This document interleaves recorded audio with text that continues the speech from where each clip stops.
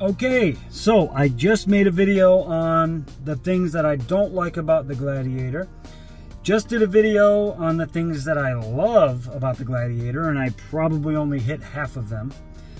Now, I want to help you decide between a JL or a JLU or a Gladiator.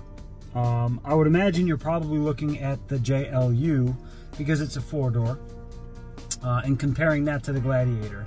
That's exactly what I did. I basically had the choice between the JLU, the JKU, or the JT Rubicon Launch Edition. And I chose the JT, and I'll tell you why. Basically, the JT has everything that the Wrangler has. The Wrangler Unlimited, the 4-door version. The only thing it doesn't have is the capability to get over some obstacles that the JKU or JLU could get over. Both of them will struggle out of the gate from factory if you're going to be doing any rock crawling. So you're going to need to build both of them no matter what. But when it comes to space inside, this feels exactly the same as a JLU. When it comes to driving, this thing probably drives a little bit better because it's a little bit longer wheelbase, a little bit more smooth. When it comes to towing, this thing is going to be able to tow a heck of a lot more than the JLU.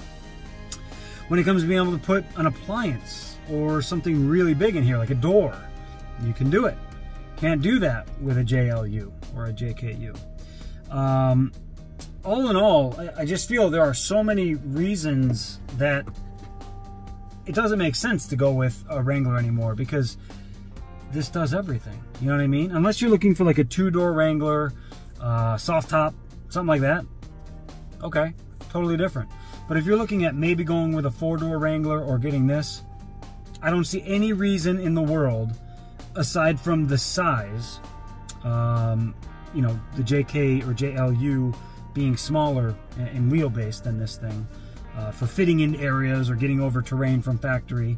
I don't see any other reason to get anything but this Gladiator. This Gladiator should take over at least half the people that are buying JLUs. And I'm not saying JLUs are bad.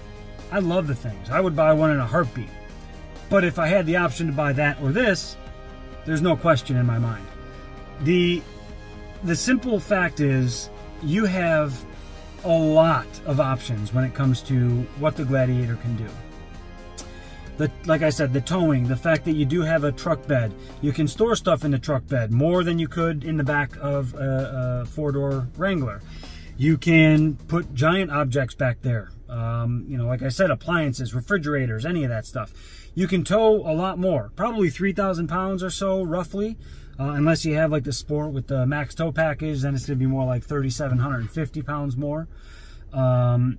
This looks good. You know, the JLU looks good. They both look great. You can take the top off in both. You can take the doors off in both. You can put the windshield down in both. Freedom top, both. You can do soft top in both. I mean, it's really the same vehicle, just with the added benefit of having a truck bed, right? So I hope I'm helping you here. I mean, you may pay a little bit more, but what's the point of buying a JLU or a JKU and 5 years later being like, I still kind of want that Gladiator, right? That's what my fear was, is, hey, I could save some money. I can get a JK or JLU. I could save money and, you know, work my way up to a Gladiator at some point. And I'm like, well, why even throw money at something? You're going to lose money on a vehicle regardless of what you do.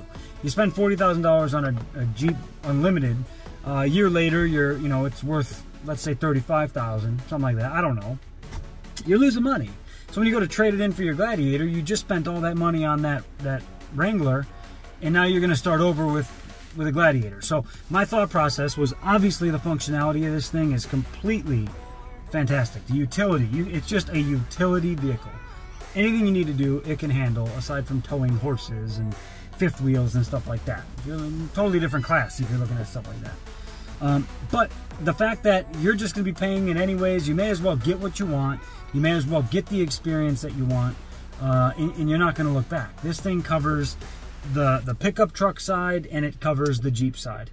That's the end of it. You're buying two vehicles in one, and that's why it may be a little bit more expensive.